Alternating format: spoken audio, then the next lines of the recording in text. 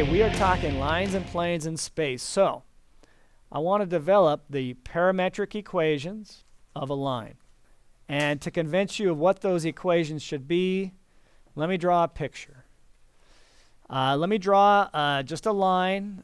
We could think of this as a line in space, even though it lies in the plane of the computer screen. So it's a line in space. Let's suppose it has a point Q on it. And let's label this point Q x, y, z. So the idea is that x, y, and z can vary. And then P is going to be a fixed point. Let's call P x sub 0. I'm going to call x sub 0 x naught. Then y naught, z naught. So x naught, y naught, z naught is a fixed point. Q is a variable point. And I can develop the equation of a line as long as I have a direction vector. So what do I mean by that? We're going to let V be a direction vector that's parallel to the line.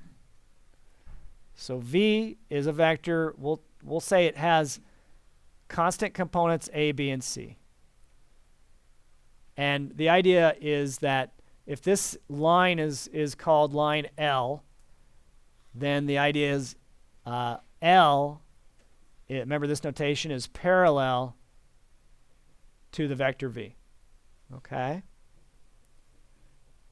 Well, that would also mean if you consider the vector PQ, so I'm drawing in the vector PQ now, that would also mean that the vector PQ has to be parallel to V. Okay? Which means that PQ, the vector PQ with initial point or tail x naught, y naught, z naught, and terminal point x, y, z, that would mean that PQ and V are scalar multiples. Okay? By definition, you may or may not recall this, in order for two vectors to be parallel, they are scalar multiples of each other. Okay, that goes back to the very first section on vectors. Okay, so what would the component form of PQ be then? How do you put PQ in component form? You take the tip and subtract off the tail. So okay, so what would that look like? What would the components look like? X minus x naught. Y minus y naught. Whoops. Let me get this right. Y minus y naught, and then z minus z naught.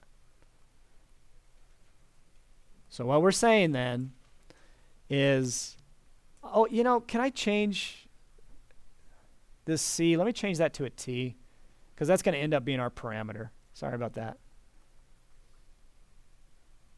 Okay, and then, okay, that looks good.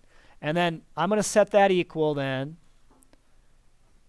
to t times v. But t times v would be, wouldn't that be t times a? Or a times t, rather, would be a nice way to write it. And then b times t, and then c times t. It would have been bad to have two c's in there as well. Would you buy that? So that's what I'm saying t times v is, because v is the vector ABC, scalar multiplication. Okay. So do you guys see our parametric equations? They're right there in front of you. When two vectors are equal, their corresponding components are equal, aren't they? So, well, okay, they're almost there in front of you. So do you see then that x minus x naught should equal AT? All we have to do is solve that for x, and we've got our first parametric equation. Do you see that y minus y naught then is equal to bt, and z minus z naught is equal to ct?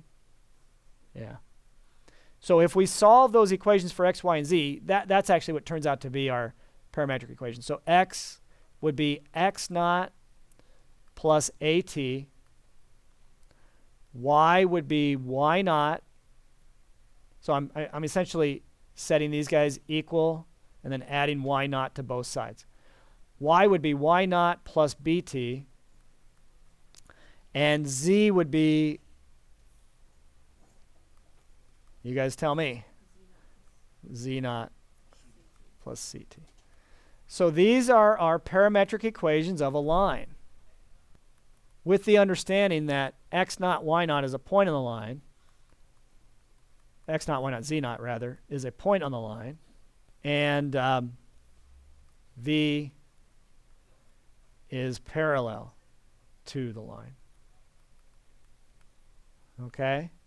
In other words, v, which is the vector ABC, is parallel to the line. If you think about it in terms of a vector, you could represent x, y, and z. So suppose you think of x, y, and z as a vector. And then x naught, y naught, and z naught, suppose you think of that as a vector,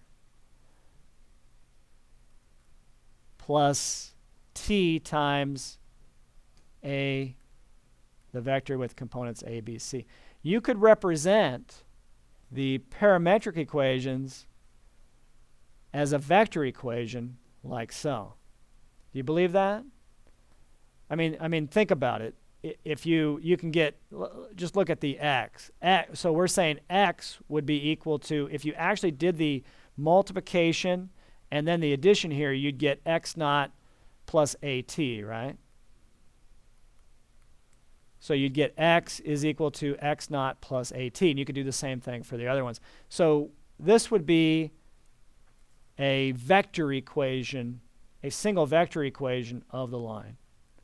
We can't represent the line using a single equation in space like we can in the plane, but we can use a single vector equation of the line. So that might come up, so be aware that some books write it that way. And then there's also the symmetric equations you get if you solve these parametric equations for t. So imagine subtracting x naught from both sides, dividing by a. If you do that for each one of these, subtracting y naught from both sides, dividing by b, subtracting z naught from both sides, dividing by c, you'll get the symmetric equations of the line, and they're all equal to t. So the symmetric equations turn out to look like this. T equals x minus x naught over a, which equals y minus y naught over b, which equals z minus z naught over c. These are called the symmetric equations of the line. I won't refer to these that much in this class, maybe in one or two homework problems, and then never again. But it might come up in another class, so I mention it here. So here's the example. Find the parametric equations of the line passing through 2 points. Sound familiar from algebra? We're just generalizing the stuff we did in algebra to space. Find the parametric equations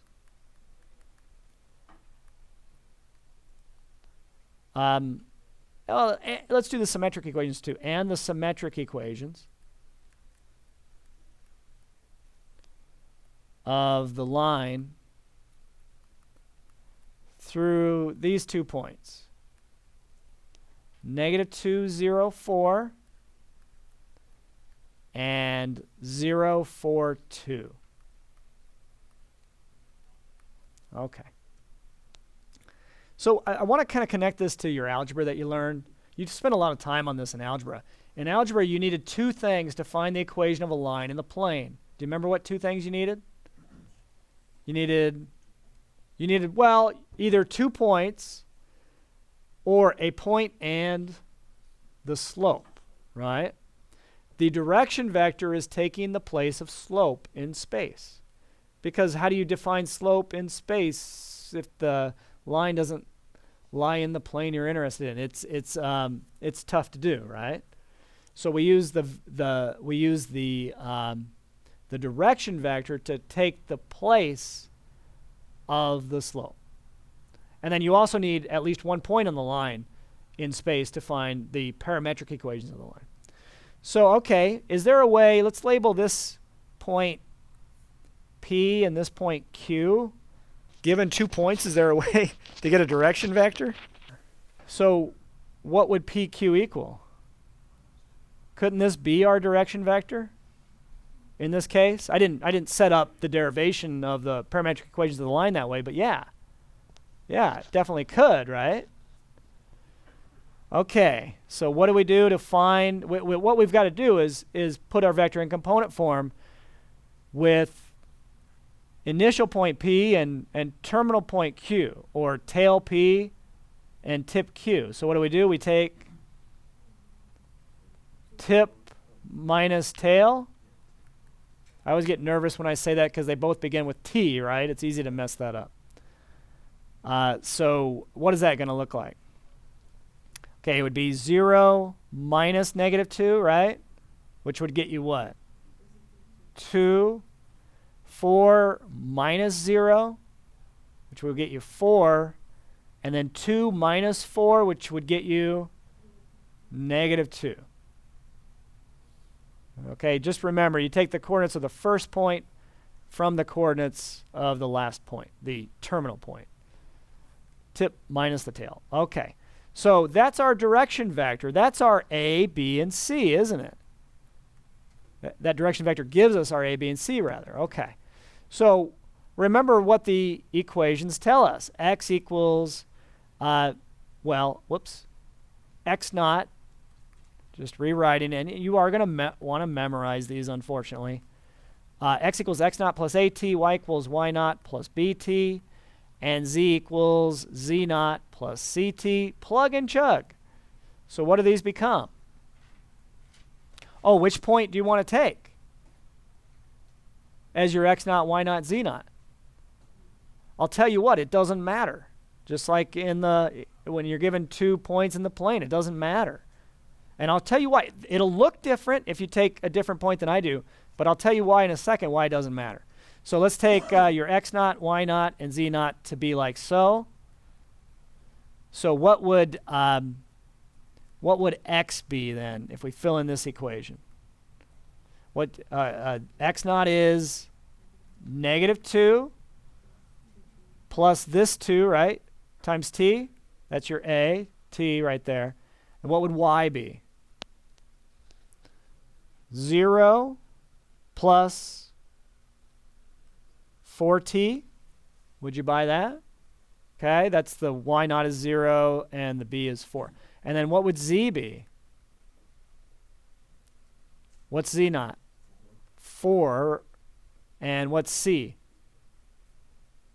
-2, so 4 minus 2t. Does that make sense to you? Now, you get different looking parametric equations if you take the q, the coordinates of q as your x naught, y naught, z naught. But although they look different, they graph to contain the same set of points. They graph to be the same line.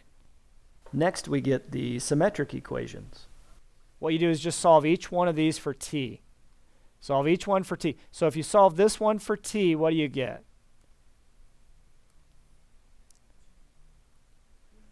You'd get x plus 2. Let me put the t over here. You get t equals x plus 2 divided by 2. What do you get here when you solve for t? Y over 4, right? What do you get here when you solve for t? Z minus 4 over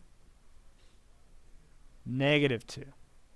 And so the symmetric equations then are x plus 2 over 2 equals, they're all equal to t, so they're equal to each other. So that equals y over 4, which equals z minus 4 over -2. Okay? The standard form of a plane. I mentioned, probably the very first class, that you could represent any plane in space by the equation ax plus by plus cz equals d. A plane is a linear equation with 3 variables. Notice that all 3 variables are brought to the first power. So the plane in space is the analog of a line in just the xy plane. But this is not the standard form. I would call this the general form of the equation.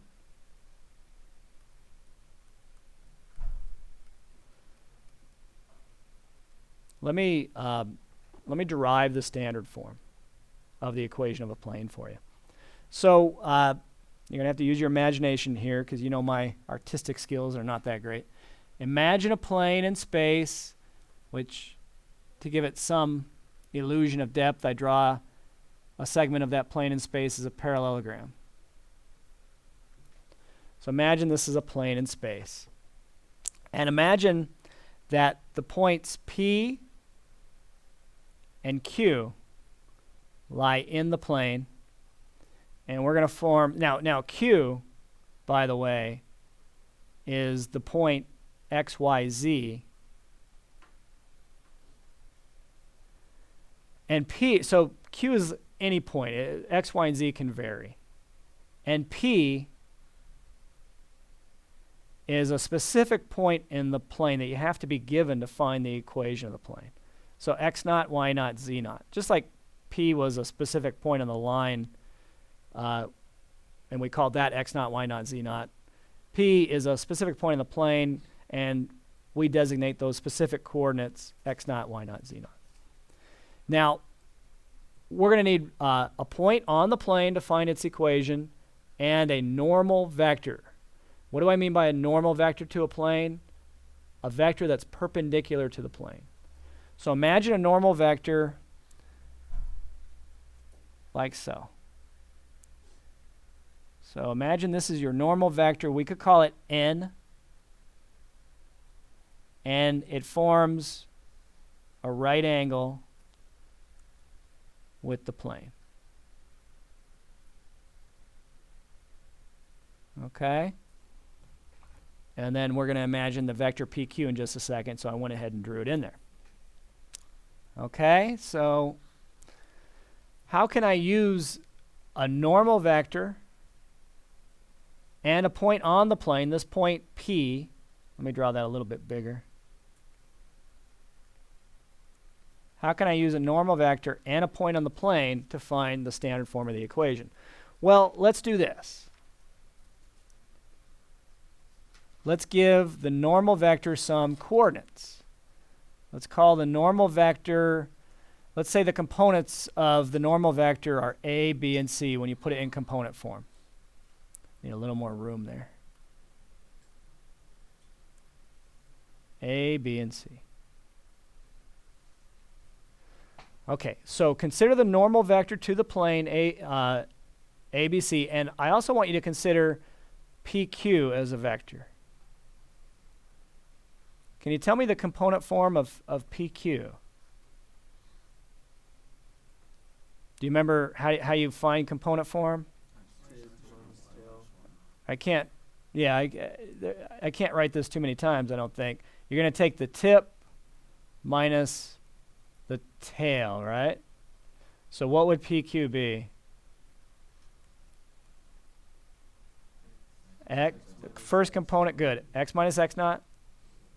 Y minus Y naught, Z minus Z naught. Z minus Z naught, okay. Good. So now we have a normal vector to the plane, which is also normal or orthogonal to PQ, right?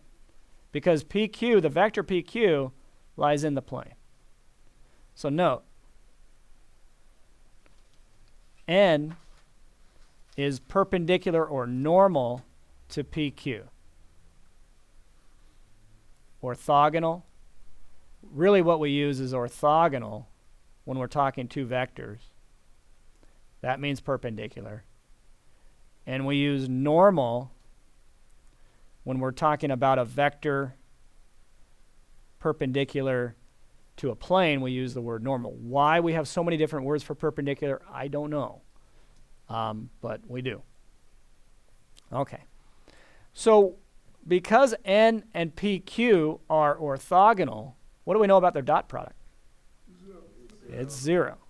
N dotted with PQ is 0. Remember, the dot product is an orthogonal vector detector.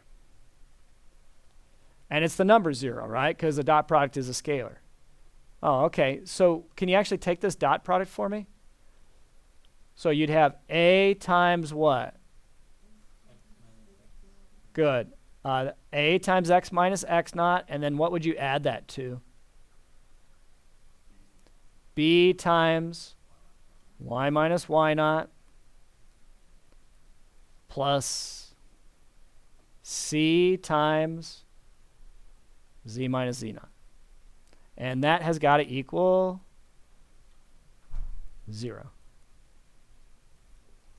And so by using that dot product and the fact that n and pq are orthogonal, we can come up with what we call the standard form of the equation of a plane. This is the standard form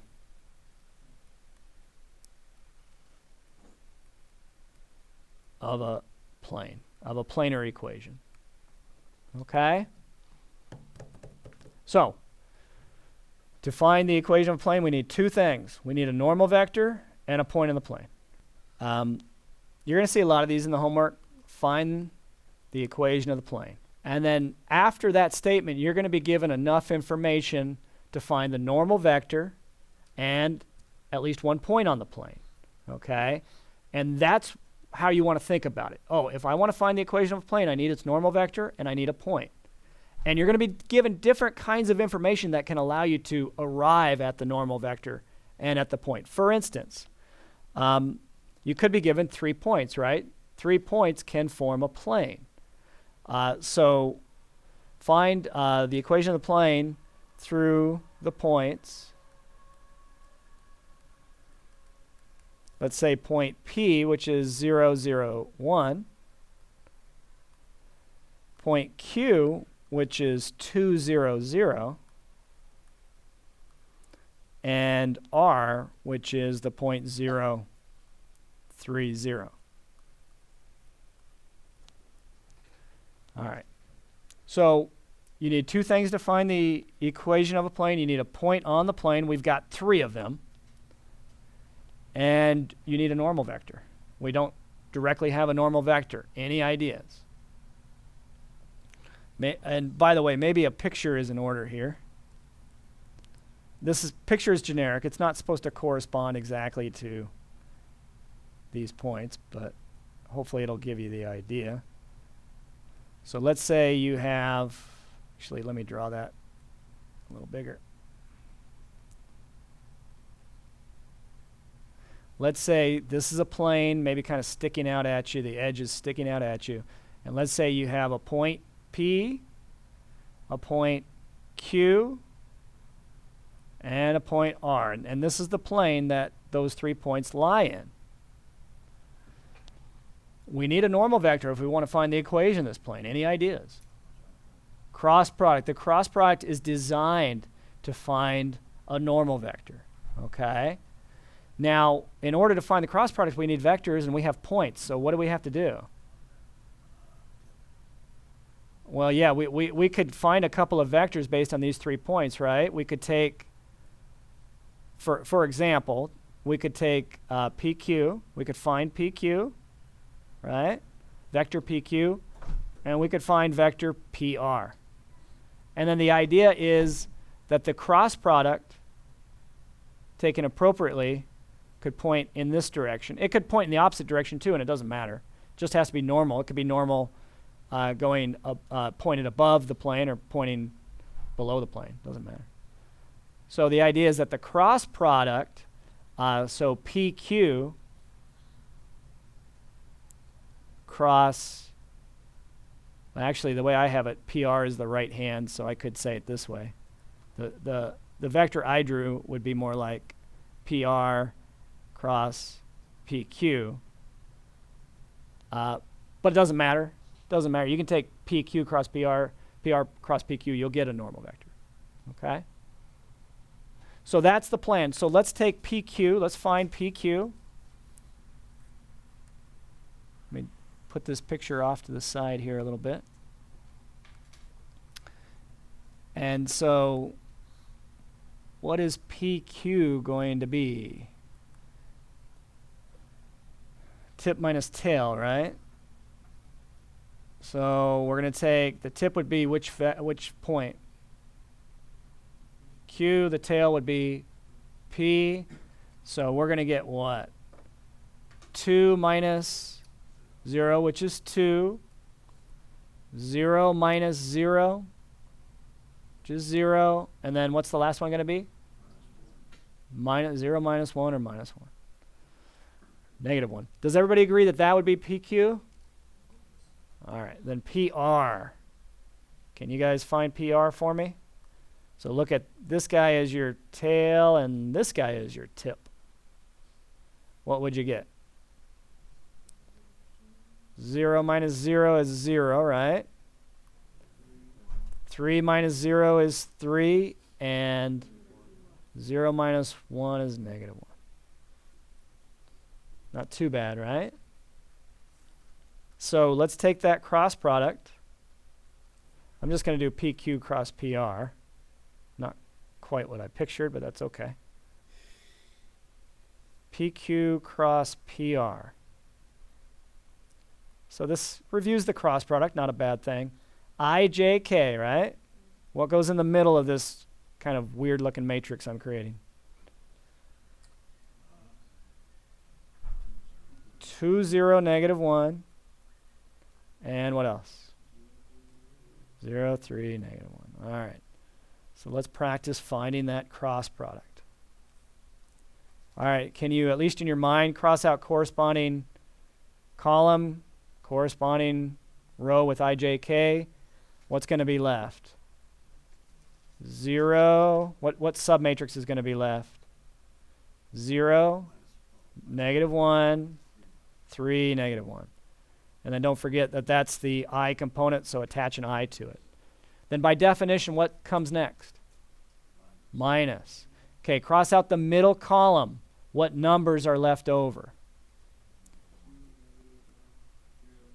There you go. Times J. Plus. Cross out the third column. What numbers are left? 2, 0, 0, 3 times K.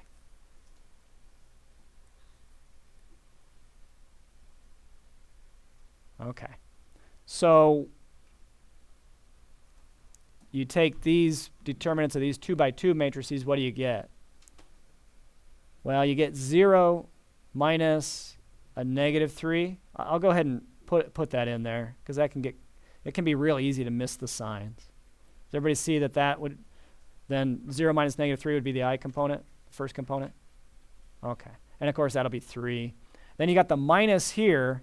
So you got to be careful of that. And then what do you have inside? Just negative 2 minus 0 if we're going to put in the entire determinant. So remember how the 2 by 2 determinant is taken by taking this guy times this guy, 2 times negative 1, and then subtracting off this guy times this guy, right? Which negative 1 times 0 is 0. And then that's the J. And then plus just 6K, right? 6 minus 0 if you want to be complete with showing the work. Again, this is optional. You don't have to show the 0 minus a negative 3 because you can just go right to the 3i. And then what will this guy become? Plus 2J. And then plus 6K. All right. So this is a normal vector. We can call this n. But you know what? Any scalar multiple of this works. So if you get when you're finding your normal vector, if you get a vector with a whole lot of components that have common factors, divide out that common factor because it will still be normal. It'll be a scalar multiple of the vector you found. But this is nice. This works as is. So we'll keep that as our normal vector. But it's a normal vector. It's not the normal vector, right? Okay, which point do you want to use? Doesn't really matter, does it? How about just P? All right, so let me remind you what the equation is. And by the way, you might want to write it down every time you use it, and you'll have it memorized in no time. Okay, A times x minus x naught plus B times y minus y naught plus C times z minus z naught. So what's the AB equals 0? What's the ABC? It's what we just found, right? So that guy's A is 3, B is 2, and C is 6. And then 0, 0, 1 was the x naught, y naught, and z naught, right? So fill this in for me. What do you get? 3 times x minus 0, which is just 3x, right? Plus 2y, y minus 0, just y, plus 6 times z minus 1, right? It was the p was the 0.001. Let me remember, p was 0, 0, 1. So just to label things, this guy was my x naught, y naught, and z naught, right? Equals, don't forget the equals 0, right? Whoops, should have done it in green, but that's okay. Now keep in mind, you could multiply this stuff out, get the constant on the other side, and you get exactly the more general form of the line, whoops, that I mentioned right here, right? If you multiplied out any constants you have in this equation, if you distribute the a, you get minus a times x naught plus or minus b times y naught, just for the constants, right? Minus c times z naught. You could bring all that stuff over to the other side and you combine them together and they become this d right here. So that's why the general form exists as well, okay? So keep that in mind. Okay, I think it's nice just to leave the answer like that. By the way, remember, you can recover the normal vector. How can you recover the normal vector if you're given the equation of the plane? All you got to do is look at the coefficients of x, y, and 6 would be the coefficient of z if you multiply it out, right? All you got to do is look at the coefficients of x, y, and z, and those are the components of your normal vector. So you can always go backwards and get given the equation of the plane, you can always go backwards and get n. Keep that in mind. That, if you know that, that'll come in handy in the homework. We can find the smaller angle of intersection of two planes by looking at the angle between the normal vectors. It shouldn't come as a big surprise that the angle between the normal vectors, since they're both perpendicular to their respective planes, they should have the same smaller angle between them as the angle between the planes themselves. So let me make that statement. The smaller angle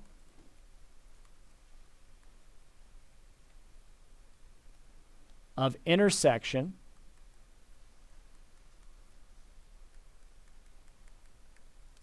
between planes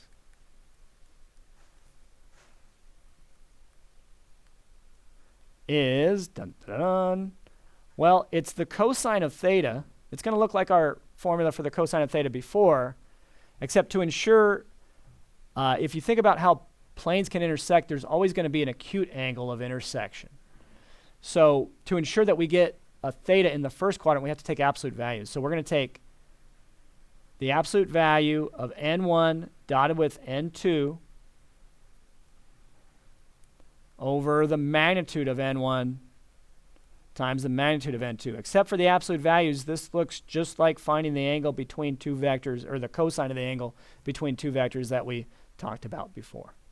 Okay?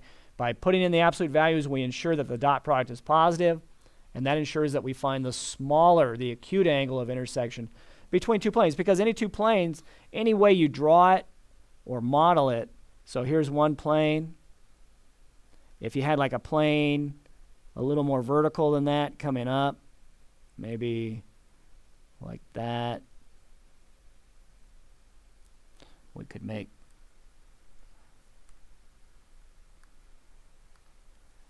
this dotted. Why isn't it working? There it is. We could make this dotted back here to give the illusion of having one plane in front of the other. So any way you draw the intersection of two planes, you're going to have a line. First of all, you're going to have if they do intersect, I suppose they could be parallel, but if they do intersect, you're going to have a line of intersection, aren't you? It'll look like that. And then you're going to have one angle that's smaller than another. So if this is the obtuse angle, this would be the acute angle. And that's what this formula is going to find. Okay? That's what this formula will find. Okay. What else? What would be the dot product of the respective normal vectors of two planes if the planes are perpendicular, if they intersect at a right angle? So if the planes are, can I use this symbol for perpendicular?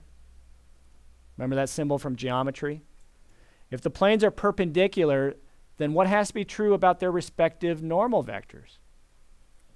Let's call them n1 and n2.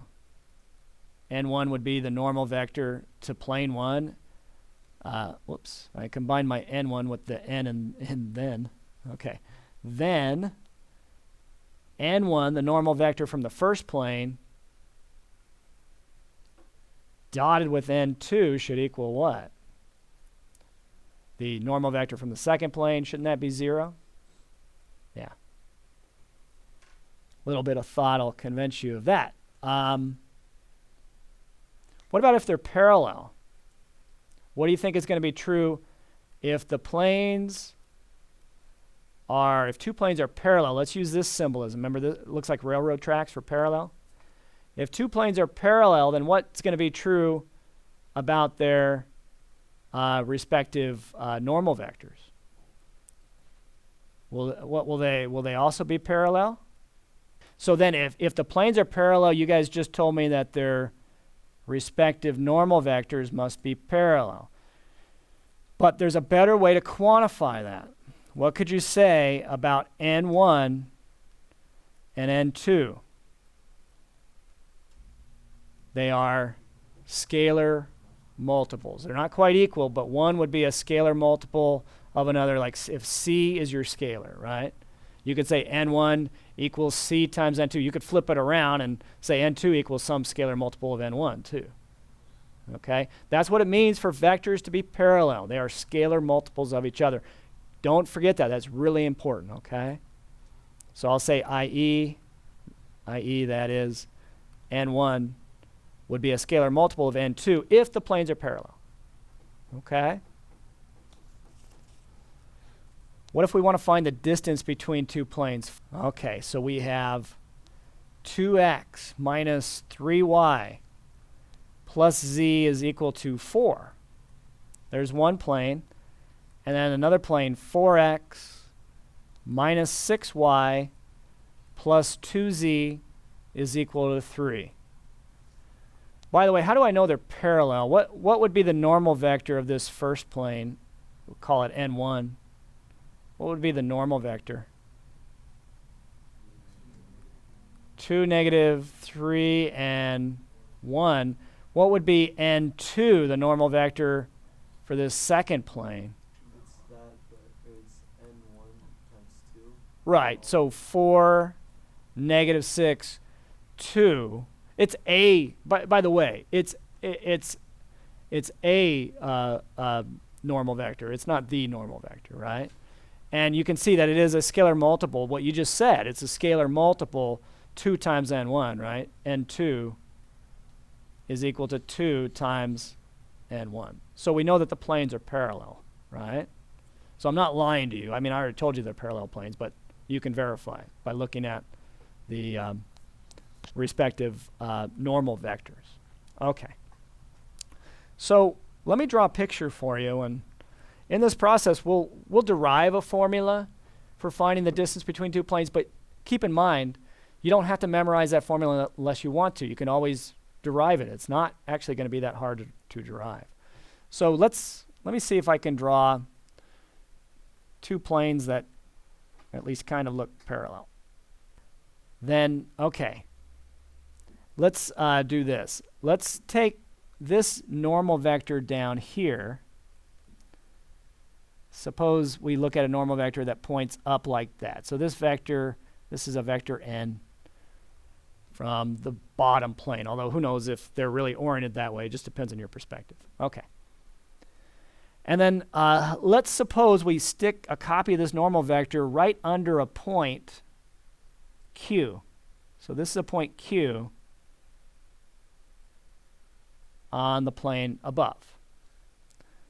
And suppose point P is any point in the bottom plane, so that we could form this triangle. We could connect P with the point just below Q, and then think of the vector PQ, like so. Then in terms of projections, magnitudes of projections specifically, can you tell me what the projection of what vector would get me the actual distance between the two planes, which would be this distance here, right? That would be D. It would be the projection of PQ, right, onto N. That's a vector, so you have to take the magnitude of it, right? Does that make sense to you? Okay. Well, we have a formula for the projection of PQ onto N, or we stated it the projection of U onto V, but we do have a formula for that. Let me go back to green here. Remember, you take, okay, since we have magnitude bars, let's not forget those. Inside, the projection of PQ onto N would be, remember, PQ dotted with N over the magnitude of N squared. Remember that? And then you actually multiply that. That's a scalar right there. And you actually multiply that times the vector N. But because you're taking the magnitude of this, and the magnitude is going to split up, in other words, you can pull out a scalar, as long as you remember to put absolute values around it if it's possible that it could be negative. So we'll put absolute values around the PQ dotted with N because the magnitude of N squared will always be positive. And the absolute value splits up over division, so that's okay. Then what's left inside, if I pull this guy out, so imagine what I'm doing. I'm pulling this guy out. I can do that. I've got a theorem that says I can do that. Then what's left inside is the magnitude of this N right here. You see that? But now what's left is just scalar multiplication, or just multiplication of scalars, I should say. And so this guy, this magnitude of N will cancel with this magnitude. And we actually have a formula then for the distance. So this is the distance D. So the distance D then is going to be PQ dotted with N, okay, might have to be absolute value, over the magnitude of N. And so finding the distance between the two planes breaks down to this plug and chug formula. As long as we can find a vector PQ and find a normal vector. So how do we find a vector PQ? I didn't put any requirements on P and Q. They just have to be points on opposite planes, on the opposite planes, right? So if you're given an equation of a plane, in this case two equations of two planes, you've got an infinite number of points that lie in those planes given by those equations. Just pick the easiest ones you can think of. If they exist, pick an intercept, an x or y or z intercept. So think about it. If I plug in, say, 0 for x, 0 for y, what do I get for z? 4. So 0, 0, 4 lies on this first plane. So I'm going to call my P 0, 0, 4. Now let's find a Q. Let's go back up to the other plane. Okay, let's just do the same thing. I don't see any advantage in finding any other. So I found a z-intercept before. I'll find a z-intercept again. Plug in 0 for x here, 0 for x here. What do you get for z? 2/3, 3/2, yeah, 3/2. So 0, 0, 3/2. Does everybody see how I got those points? Okay, so now back to what I was talking about. We're going to look at this formula and plug and chug into this. But first, what does this formula tell us we need?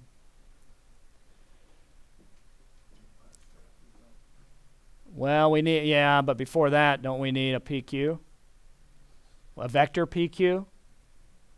Yeah. Okay. So take essentially Q minus P, right? Respectively. And what do we get? 0, 0. What's 3/2 minus 4? Well, 4 is what, 8/2? So negative 5/2. All right. That's not so bad. One little fraction won't kill us.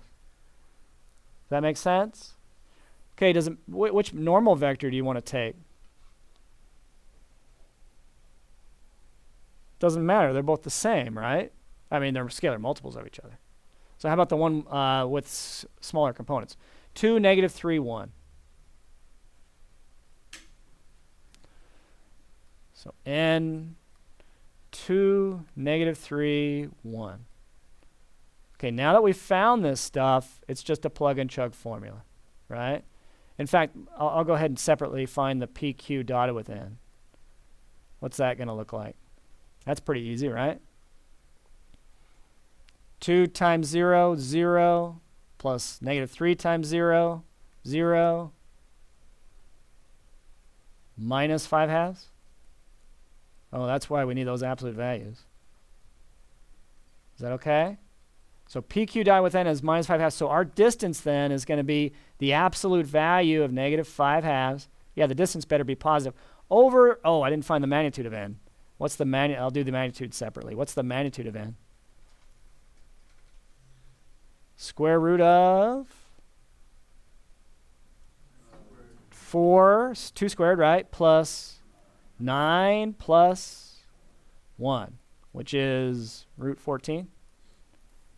So we get this, which, if you take the absolute values, you get 5/2, but you could write it like this. Oh, root 14, sorry. You could write it as 5 over 2 root 14, right? So think of writing the fraction 5/2 out in front and then multiplying. You get the 2 in the denominator. That works. That's our distance.